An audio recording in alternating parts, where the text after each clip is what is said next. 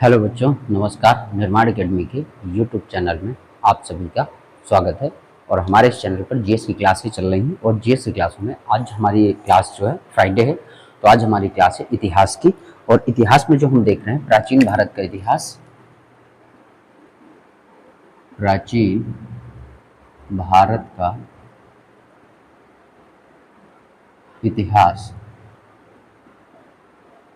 प्राचीन भारत का इतिहास देख रहे हैं। और प्राचीन भारत के इतिहास में हमारी जो क्लासें पहुंच चुकी हैं वो पहुंच चुकी हैं अब मौर्योत्तर काल पे। मौर्य काल हमने समाप्त कर लिया है, पढ़ लिया है।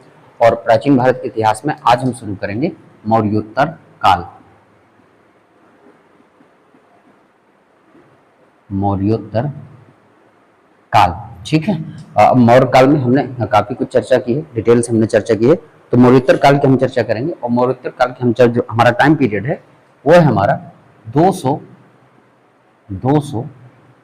ईसा पूर्व से लेके 300 ईस्वी तक। मौर्योत्तर काल में हम जो है टाइम पीरियड हमारा 200 ईसा पूर्व से लेके 300 ईस्वी तक, यहां से हमें शुरुआत करनी है। तो मौर्योत्तर काल देखिए, अनेक विद्वानों ने जो क्या किया है, मौर्योत्तर काल को अंधकार का युग कहा है, ठीक है। अनेक विद्वानों ने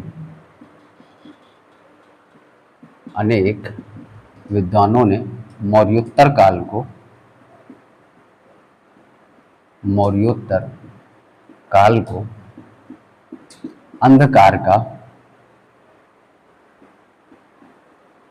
अंधकार का युग कहा है, ठीक है। याद रखिएगा, कई विद्वानों ने मौर्योत्तर काल को अंधकार का युग कहा है। क्यों कहा है? तो यहां पर देखिए, स्रोतों की कमी और दो साम्राज्यों के बीच जो है युद्धों का काल था, ठीक है।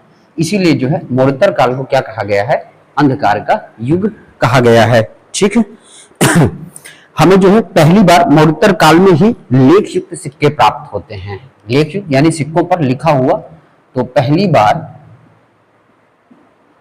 बार मौर्योत्तर काल में लेख युक्त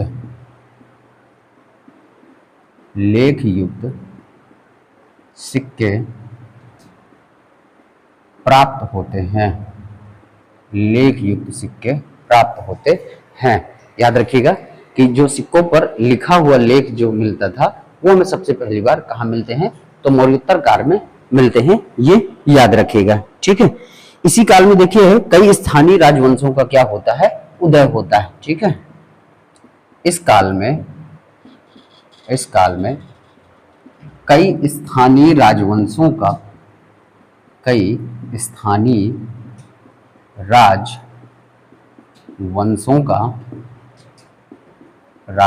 का उदय हुआ, ठीक है। याद रखिएगा, इस काल में कई स्थानीय राजवंशों का क्या होता है, उदय होता है। जैसे एग्जांपल में देखेंगे, पहला है सुंग वंश। यहां पर सुंग वंश, दूसरा कर्ण वंश, तीसरा सातवाहन वंश, ठीक है। यहां पर हमें जो है स्थानीय राजवंशों का क्या मिलता है, उदय मिलता है, ठीक है। साथ ही साथ देखिए उत्तर पश्चिम भारत में, तो वहां से कुछ हमें जो है विदेशी राजवंश भी मिलते हैं, ठीक है। उत्तर पश्चिम क्षेत्र में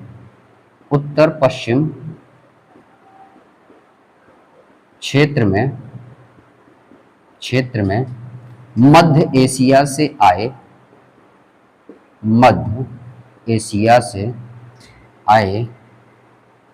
विदेशी राजवंश, ठीक है। यहां पर देखेंगे कि जो हमारा उत्तर पश्चिम वाला भारत है यानी पश्चिमोत्तर भारत है, तो पश्चिमोत्तर भारत में मध्य एशिया से कुछ विदेशी राजवंश आते हैं। जैसे सबसे पहले आते हैं हिंद यवन। सबसे पहले कौन आते हैं, हिंद यवन, या इन्हीं को कहा जाता है इंडो ग्रीक शासक, ठीक है। तो सबसे पहले भारत में विदेशी आगमन करने वाले या विदेशी राजवंशों में कौन है, हिंद यवन है, ये याद रखिएगा, ठीक है। दूसरे हैं फिर हमारे जो दूसरा फिर विदेशी आक्रमण आता है, विदेशी राजवंश शक वंश। क्या आता है? शक वंश। ठीक है, ये हमारा तीसरा जो हमारा आता है वो कौन सा आता है? कुषाण, कुषाण वंश, कुषाण वंश। ये याद रखिएगा।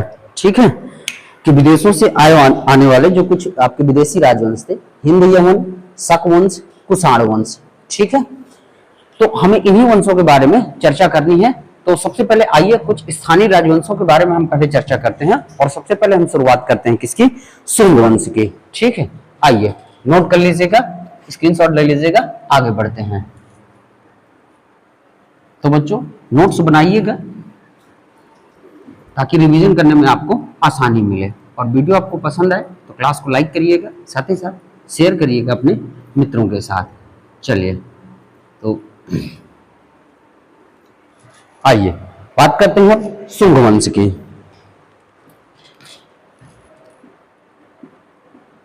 शुंग वंश, इसकी चर्चा हम करेंगे। ठीक है, तो शुंग वंश का संस्थापक कौन थे? तो इस वंश के संस्थापक पुष्यमित्र शुंग थे। ठीक है, इस वंश के संस्थापक पुष्यमित्र शुंग थे। याद रखिएगा, बहुत महत्वपूर्ण है कि शुंग वंश के संस्थापक कौन थे। तो शुंग वंश के संस्थापक आपके हो जाएंगे पुष्यमित्र शुंग। कौन थे? पुष्यमित्र शुंग। ये याद रखिएगा, यह प्रथम ब्राह्मण वंश था। शुंग वंश जो था आपका, यह प्रथम ब्राह्मण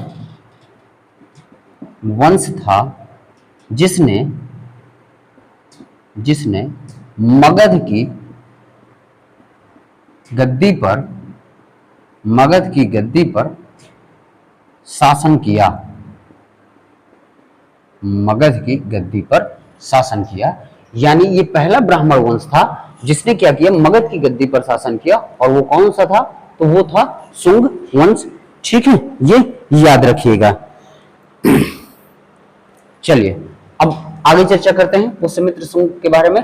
तो पुष्यमित्र जो शुंग थे वो राजा बनने के बाद भी सेनापति कहलाए क्योंकि सेनापति के रूप में पहले कार्य करते थे। तो पुष्यमित्र शुंग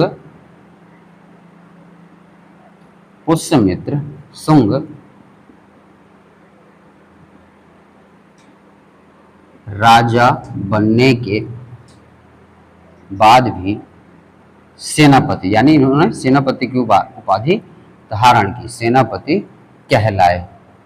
ठीक है, ये राजा भी बन गए पर फिर भी एक सेनापति के रूप में ये कहलाते थे। ठीक है, इनके शासन काल में प्रथम यूनानी आक्रमण हुआ। इनके शासन काल में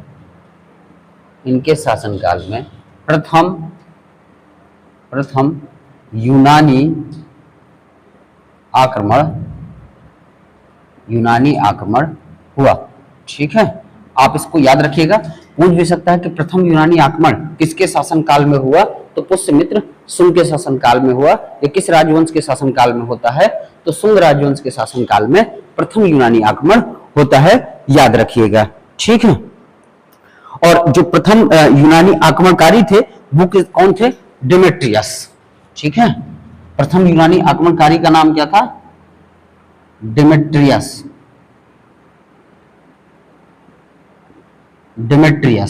जो प्रथम यूनानी आक्रमणकारी था उसका नाम क्या था? डेमेट्रियस, जिसने पुष्यमित्र शुंग के शासनकाल में क्या किया था? आक्रमण किया था। ठीक है, चलिए आगे देखते हैं। बौद्ध ग्रंथों में पुष्यमित्र शुंग को बौद्ध ग्रंथ में पुष्यमित्र शुंग को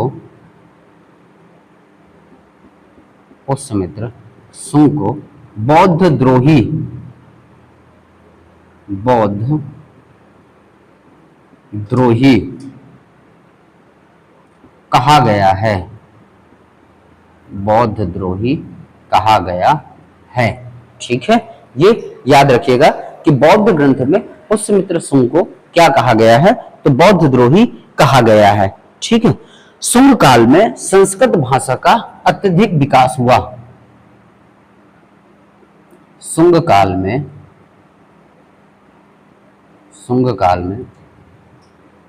संस्कृत भाषा का अत्यधिक विकास हुआ। ठीक है, तो संस्कृत भाषा का सबसे अत्यधिक विकास किसके काल में होता है, तो शुंग काल में होता है। ठीक है, याद रखिएगा। और जो पुष्यमित्र शुंग के जो दरबारी कवि थे, ठीक है, वो कौन थे, महर्षि पतंजलि। ठीक है, पुष्यमित्र शुंग के दरबारी कवि पतंजलि थे। तो याद रखिएगा कि पुष्यमित्र शुंग के दरबारी कवि कौन थे, महर्षि पतंजलि थे। और यही पतंजलि हैं जो योग दर्शन के प्रवर्तक थे, याद रखिएगा। ठीक है, योग जो हमारा दर्शन है, जो हमारे षड दर्शन है, उसी षड दर्शन में जो हमारा योग दर्शन है, कौन है, योग दर्शन। तो योग दर्शन के प्रवर्तक कौन है, तो महर्षि पतंजलि हैं, जो पुष्यमित्र शुंग के दरबार में रहते थे, उनके दरबारी कवि थे। ठीक है, जिन्होंने क्या किया था, महाभाष्य नामक व्याकरण ग्रंथ की रचना की थी। यानी ये जो पतंजलि थे, मैं शॉर्ट में इनके बारे में आपको यहां पे लिख रहा हूं। ठीक है, तो महाभाष्य, ठीक है, महाभाष्य नामक क्या लिखा था, व्याकरण ग्रंथ लिखा था, व्याकरण ग्रंथ लिखा था। और महाभाष्य नामक जो है व्याकरण ग्रंथ लिखा था, किसने लिखा था, पतंजलि ने लिखा था। ठीक है, जो क्या थी, पाणिनि के अष्टाध्यायी ग्रंथ की व्याख्या थी। ये जो महाभाष्य था, ये महाभाष्य, ठीक है, इसके बारे में थोड़ा सा और इधर लिख लेते हैं। पाणिनि की अष्टाध्यायी ग्रंथ की व्याख्या। तो यहां से देखिए कई क्वेश्चन निकल के सामने आते हैं कि अष्टाध्यायी पुस्तक के लेखक कौन है, पाणिनि है। और इसी अष्टाध्यायी पुस्तक ग्रंथ की जो व्याख्या की है, वो कहां की गई है, महाभाष्य में की गई है। और महाभाष्य के जो आपके लेखक है, यानी तो कौन है, पतंजलि हैं। और पतंजलि योग दर्शन के प्रवर्तक थे। ठीक है, और ये पुष्यमित्र शुंग के दरबारी कवि थे। तो नोट कर लीजिएगा, यहां तक आगे बढ़ते हैं। ठीक है, चलिए, तो इतना नोट कर लीजिएगा, आगे बढ़ेंगे। तो बच्चों, ये क्लास आपको पसंद आए तो वीडियो को लाइक करिएगा और शेयर करिएगा अपने मित्रों के साथ, दोस्तों के साथ, ताकि वो भी इस क्लास को एंजॉय कर सकें। पढ़ाई जो है अच्छे से आप करिएगा, रिवीजन करते चलिएगा तो चीजें आपको कठिन नहीं लगेंगी। बार बार आपको जो चीजें रिवीजन करना है। ठीक है, जितना ज्यादा आप रिवीजन करेंगे, थोड़ा सा कंटिन्यूअस पढ़ाई करिए, अपने आप को थोड़ा सा डिसिप्लिन में रखिए, एक अनुशासन में रखिए, और जो है पढ़ाई करते हुए चलिए। ठीक है, रेगुलर पढ़ाई आप 6 से 7 घंटे जो है डेली घर में करिए और एक निरंतर पढ़ाई के लिए अभ्यास करिए। निरंतर पढ़िए, डेली पढ़िए, 6 से 7 घंटे पढ़िए, तो चीजें आपको दिक्कत नहीं करेंगी। और हमेशा 24 घंटे पढ़ाई के माहौल में रहा करें, जहां कहीं भी रहें तो पढ़ाई के माहौल को, एनवायरनमेंट को बना कर रखें हमेशा। तो पढ़ते हुए चलिएगा, रिवीजन भी करते चलिएगा। और हमारे यहाँ ऑफलाइन कक्षाएं शुरू हो गई, पेट का भी बैच शुरू हो गया है। और हमने जो है बैच शुरू किए हैं। तो देखिए, अलग अलग फीसों पर आधारित जो हमारे कुछ बैच चल रहे हैं। तो जो भी बच्चा जो है ऑफलाइन कक्षा ज्वाइन करना चाहता है, वो शुरू कर सकता है। तो जैसे हमारे यहाँ कुछ बैच चल रहे हैं और उनकी फीस भी साथ ही साथ मैं आपको बता दे रहा हूँ। जैसे हमारा जो मैथ है, मैथ की जो फीस है वो आपकी 300 रुपये पर मंथ है। ठीक है, ये हमने फीस बहुत जो है सस्ती कर दी है, ताकि हर बच्चा पढ़ सके, मेहनत कर सके और आगे बढ़ सके।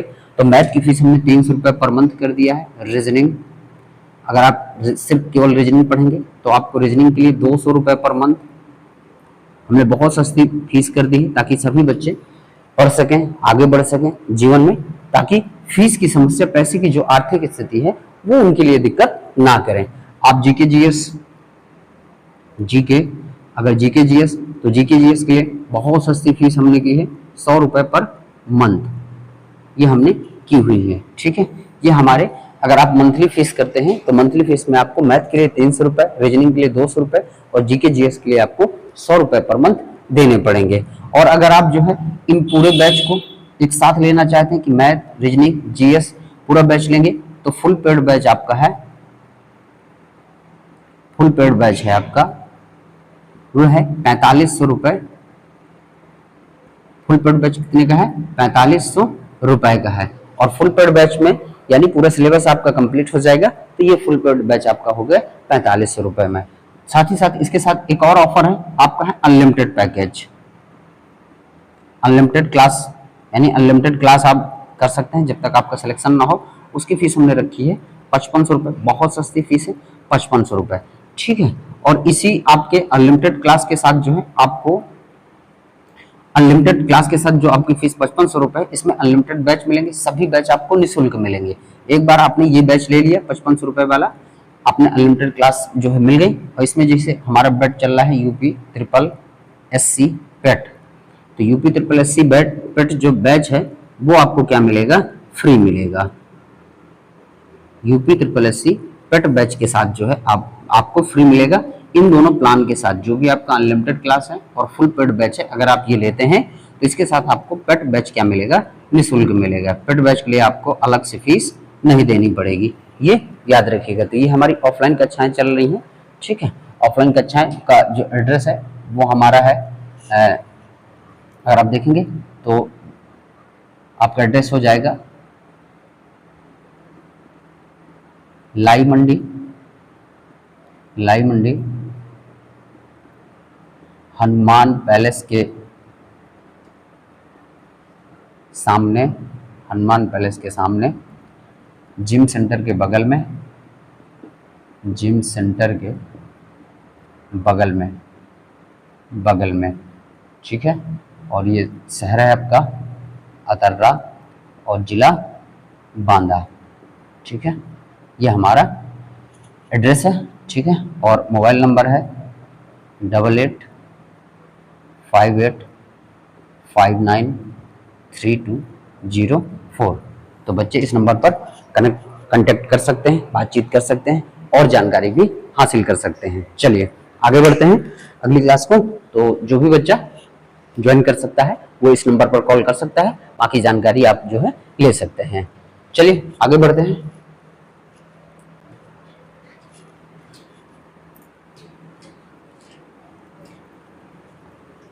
आइए तो अब आगे बढ़ते हैं, आगे देखेंगे शुंग काल में ही मनुस्मृति की जो है रचना हुई। मनुस्मृति जो हमारी है, ठीक है, जहां से हमें भारतीय समाज के बारे में जानकारी मिलती है, तो शुंग काल में ही मनुस्मृति की रचना हुई थी। ठीक है, याद रखिएगा जो मनुस्मृति है, ठीक है, उसकी रचना जो है किस काल में होती है? तो शुंग काल में उसकी रचना होती है, याद रखिएगा। आगे बढ़ते हैं। पुष्यमित्र शुंग ने 2 अश्वमेध यज्ञ किए। पुष्यमित्र शुंग ने 2 अश्वमेध यज्ञ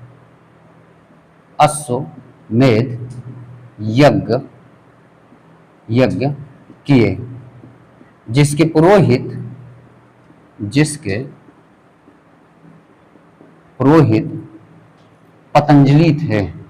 जिसके पुरोहित पतंजलि थे। ठीक है, जिसके पुरोहित कौन थे? पतंजलि थे। कि पुष्यमित्र शुंग ने 2 अश्वमेध यज्ञ किए, जिसके पुरोहित क्या थे?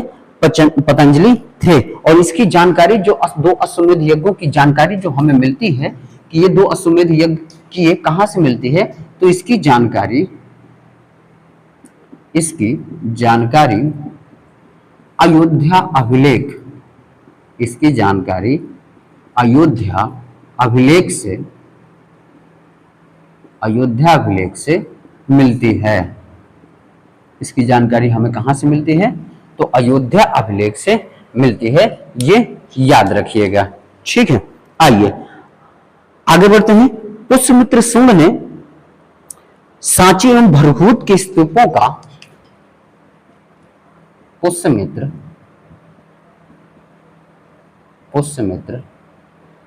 शुंग ने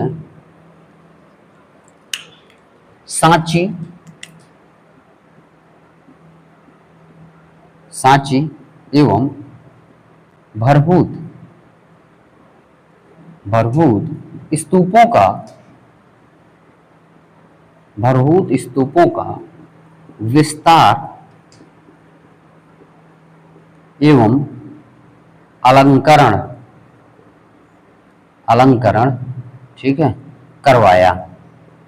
यानी जो सांची एवं भरभूत के स्तूप थे उनका विस्तार करवाया, साथ ही साथ अलंकरण करवाया। देखिए थोड़ा सा चीजें याद रखिएगा, क्योंकि बौद्ध ग्रंथों में पुष्यमित्र शुंग को बौद्ध द्रोही कहा गया है, और कुछ विद्वान मानते भी हैं कि इसने बौद्धों को बहुत सताया, बौद्धों को जो है भगाया भी अपने साम्राज्य से। लेकिन साथ ही साथ वो ये भी किसी आपके जो है इतिहासकार कहते हैं कि सांची एवं भरभूत स्तूपों को उसने क्या करवाया?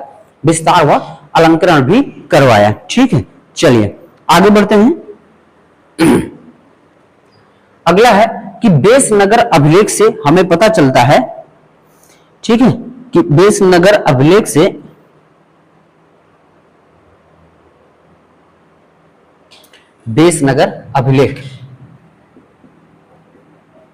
यह अभिलेख है, इस अभिलेख का नाम क्या है?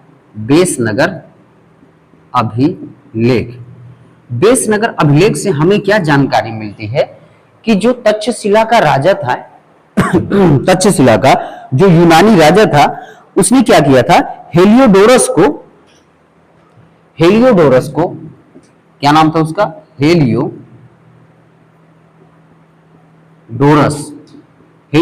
को अपना राजदूत बनाकर,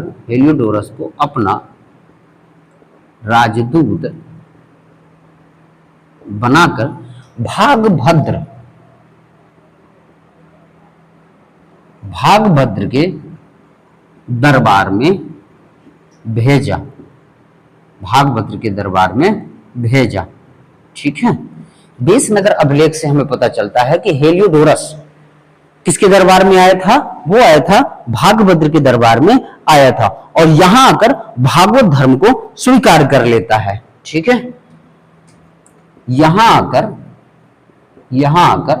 वह भागवत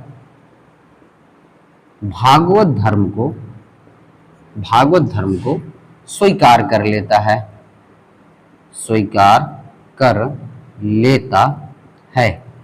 ठीक है, कि जो हेलियोडोरस नामक जो राजदूत था वो किसके दरबार में आता है? तो भागभद्र के दरबार में आता है, और यहां आकर वो क्या कर लेता है? भागवत धर्म को स्वीकार कर लेता है, और जो आपके भागवत वासुदेव के सम्मान में क्या करता है? एक गरुड़ ध्वज की स्थापना की जाती है। ठीक है, यहीं पर ठीक है क्या करता है वो कि भागवत वासुदेव के सम्मान में एक गरुड़ ध्वज की स्थापना की। ठीक है, जो यूनानी आपका राजदूत था, ये हेलियोडोरस को याद रखिएगा कैसा राजदूत है? यूनानी राजदूत है। ठीक है, यहां पर लिख सकते हैं यूनानी राजदूत। ठीक, यूनानी हेलियोडोरस जो यूनानी राजदूत था वो किसके दरबार में आता है? तो भागभद्र के दरबार में आता है, और यहां आकर वो क्या करता है? भागवत धर्म स्वीकार कर लेता है, और वो भागवत वासुदेव के सम्मान में क्या करता है? एक गरुड़ ध्वज की स्थापना करता है। ठीक है, चलिए, और अंतिम पॉइंट है कि शुंग वंश का अंतिम शासक देवभूति था। यहीं पर हम देख लें कि शुंग वंश का अंतिम शासक शुंग वंश का देवभूति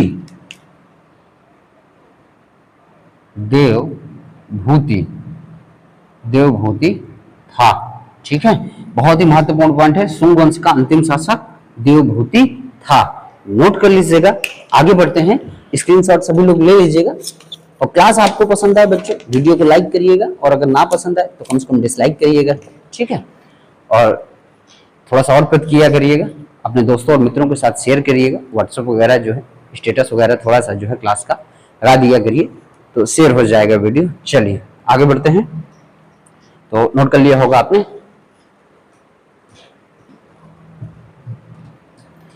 ये हो गया हमारा सुंग वंश, ठीक है। अब सुंग वंश के बाद हम देखते हैं कर्ण वंश। सुंग वंश के बारे में हमने देख लिया जो महत्वपूर्ण बात थी। कर्ण वंश के बारे में कोई बहुत महत्वपूर्ण खास नहीं, बस इसके बारे में देख लेते हैं, इसके संस्थापक कौन थे, ठीक है। और इसकी जो है तो कर्ण वंश, कर्ण वंश, ठीक है। कर्ण वंश के बारे में देख लेते हैं। तो कर्ण वंश देखिए, कर्ण वंश की स्थापना,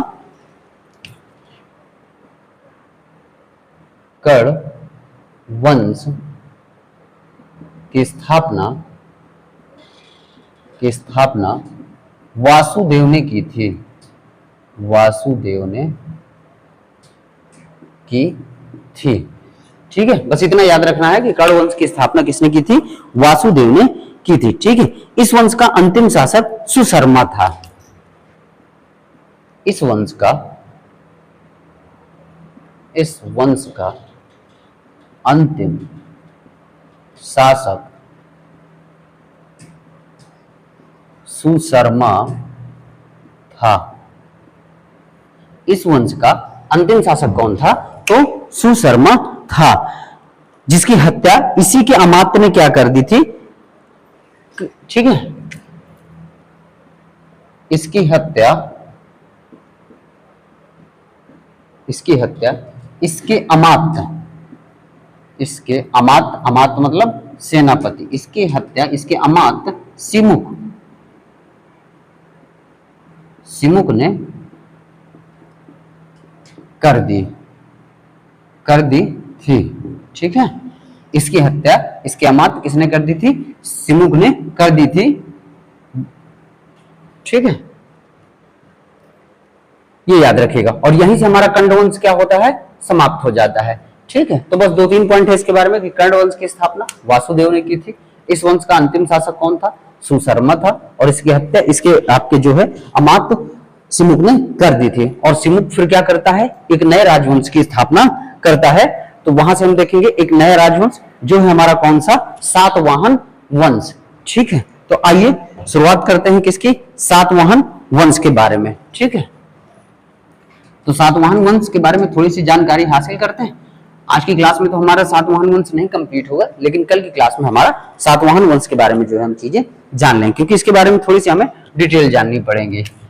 जहां से एग्जाम में जो है सवाल बनते हैं, तो यहाँ हम इसके बारे में थोड़ा सा डिटेल जानकारी हासिल करेंगे। तो पर थोड़ा सा सातवाहन वंश के बारे में जानकारी हम ले लेते हैं कुछ की पॉइंटों के बारे में। तो सबसे पहले देखेंगे कि इस वंश का संस्थापक कौन था, सिमुक था, ठीक है, जिसने कर्ण वंश के अंतिम शासक सुशर्मा की हत्या करके नए राजवंश जो है सातवाहन वंश की क्या करता है, स्थापना करता है। तो याद रखिए, इस वंश के संस्थापक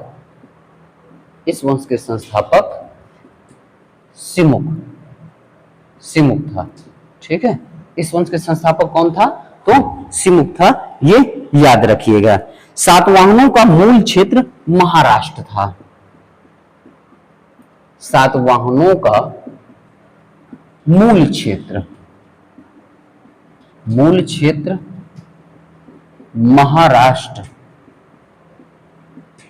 महाराष्ट्र था, यानी इनका मूल क्षेत्र कहां था, महाराष्ट्र था। पर ये अन्य क्षेत्रों में भी क्या थे, बसे थे। जैसे बाद में ये क्या हो गए, आंध्र प्रदेश में बस गए, ठीक है। बाद में ये आंध्र प्रदेश में बस गए, ठीक है। इनका मूल क्षेत्र कहां था, महाराष्ट्र था, पर बाद में ये क्या होते हैं, आंध्र प्रदेश में बस जाते हैं, ठीक है। अगला देखेंगे, सिमुक की मृत्यु के बाद इसका छोटा भाई कृष्ण कान्हा शासक बनता है। सिमुक की मृत्यु के बाद इसका छोटा भाई कृष्ण या कान्हा शासक बनता है। ये याद रखिएगा। सिमुक की मृत्यु के बाद इसका छोटा भाई कृष्ण कान्हा शासक बना है। ठीक है। इसके बाद कृष्ण का पुत्र सातकर्णी प्रथम शासक बना। इसके बाद कृष्ण का पुत्र सातकर्णी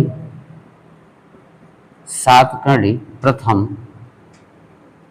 शासक बना। और यही महत्वपूर्ण है, सातकर्णी प्रथम, इसी के बारे में जो है हम पढ़ेंगे डिटेल से। ठीक है, चलिए। तो इसके बाद कृष्ण का पुत्र कौन है? सातकर्णी प्रथम शासक बनता है। ये नोट कर लीजिएगा। आगे बढ़ते हैं। ठीक, चलिए। तो सातकर्णी प्रथम के बारे में जो है अब जो है पढ़ते हैं डिटेल। आइए। तो सातवाहन वंश में हमने देखा कि सातवाहन वंश की स्थापना किसने की? सिमुक ने की। इनका जो मूल क्षेत्र था महाराष्ट्र था, और ये बाद में कहां बस जाते हैं? आंध्र प्रदेश में बस जाते हैं। सिमुक के बाद कृष्ण का शासक बनता है। कृष्ण के बाद फिर कौन बनता है? सातकर्णी प्रथम बनता है। अब हम चर्चा करेंगे सातकर्णी प्रथम की। सातकर्णी प्रथम के बारे में हम देखेंगे थोड़ा सा डिटेल। ठीक है।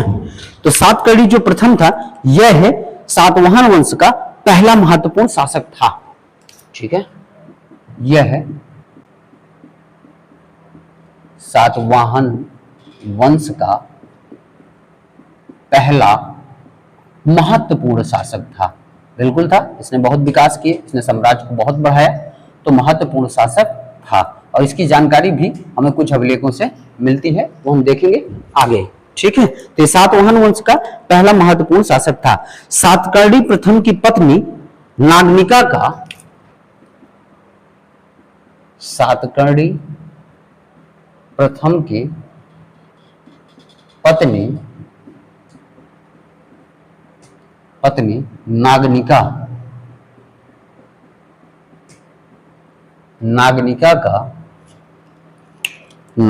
का नानाघाट अभिलेख जो सातकर्णी प्रथम की पत्नी थी नागनिका, कौन थी? नागनिका। और इसी नागनिका का देखिए क्या है, हमारा नानाघाट अभिलेख है। ठीक है, जो नानाघाट अभिलेख है उसमें देखिए क्या होता, प्राप्त होता है सातकर्णी प्रथम की पत्नी नागनिका का नानाघाट अभिलेख प्राप्त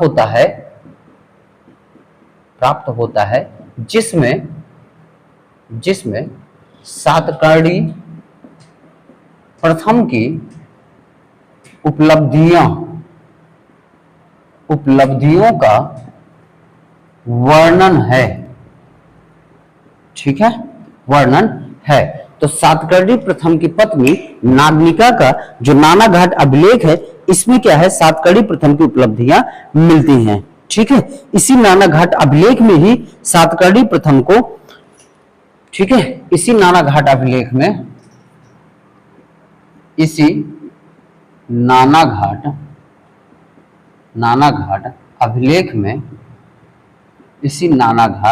अभिलेख में सातकर्णी प्रथम को,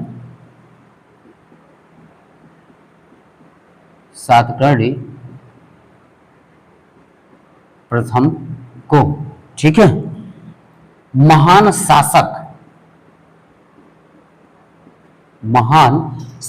यानी इसी नानाघाट अभिलेख में सातकर्णी प्रथम को क्या कहा गया है? महान शासक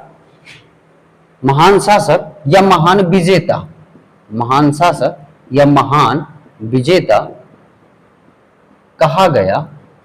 कहा गया है। ठीक है, इसी नानाघाट अभिलेख में सातकर्णी प्रथम को महान शासक या महान विजेता कहा गया है।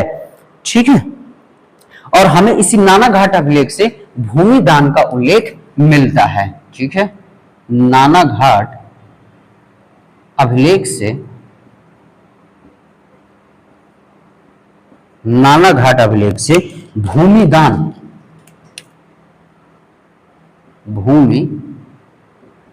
भूमिदान का उल्लेख मिलता है। ठीक है, ये याद रखिएगा कि भूमिदान का उल्लेख हमें किस अभिलेख से मिलता है, तो हमें नानाघाट अभिलेख से भूमिदान का उल्लेख मिलता है। ठीक है, सातकर्णी प्रथम की मृत्यु के बाद जो नागनिका थी उसने क्या किया, शासन किया। ठीक है, और ये क्या होती है, जो नागनिका थी ये प्रथम भारतीय महिला शासिका के रूप में। तो याद रखिए, सातकर्णी प्रथम की मृत्यु के बाद उसकी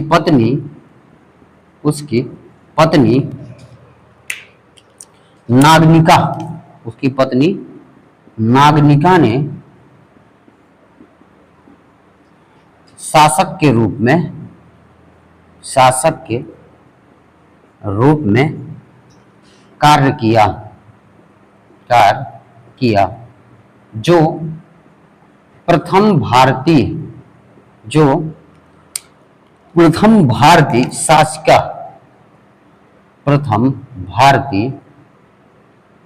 शासिका के रूप में हुई। ठीक है, ये बहुत ही महत्वपूर्ण पॉइंट है, समझ लीजिए। मैं इसे वेरी वेरी इंपॉर्टेंट पॉइंट आपको कह रहा हूं, वेरी इंपॉर्टेंट पॉइंट है। याद रखिएगा कि जो सातकर्णी प्रथम की मृत्यु हुई जब उसकी, तो उसकी पत्नी नागनिका ने शासक के रूप में क्या किया, कार्य किया, जो प्रथम भारतीय शासिका के रूप में चिन्हित हुई हैं। याद रखें, कभी पूछा जाए आपसे कि प्रथम भारतीय शासिका, तो प्रथम भारतीय शासिका कौन है, नागनिका है। आपने प्रथम मुस्लिम महिला शासिका आपने पढ़ा होगा, तो आपने प्रथम जो मुस्लिम महिला रजिया सुल्तान आपने पढ़ा रखा है, लेकिन यहाँ पर प्रथम भारतीय शासिका, ठीक है, और वो कौन है, नागनिका है, ये याद रखिएगा। तो बच्चों, आज की क्लास हमारी यहीं तक रहेगी। सातवाहन वंश की हमने शुरुआत कर दी है, सातकर्णी प्रथम तक हम पहुंच चुके हैं। सातकर्णी प्रथम हमने पढ़ लिया है। यहां से अब हम क्या पढ़ेंगे, अगले शासक के बारे में। जैसे अगला शासक है हमारा हॉल, तो हॉल के बारे में हम यहाँ से कल की क्लास में पढ़ेंगे, और कल हम जो है सातवाहन वंश को खत्म कर लेंगे। तो मिलते हैं आपसे कल की क्लास में। तब तक आप पढ़िएगा, नोट्स बनाइएगा, बकायदे रिवीजन करते हुए चलिएगा, और ईमानदारी से 5-6 घंटे पढ़ाई किया करिए, और सिलेक्शन आपके जरूर होंगे। अगर आप निरंतर अभ्यास करते रहते हैं तो एक दिन आपको सफलता जरूर मिलेंगी। तो मिलेंगे आपसे कल, तब तक के लिए धन्यवाद। जय हिंद, वंदे मातरम।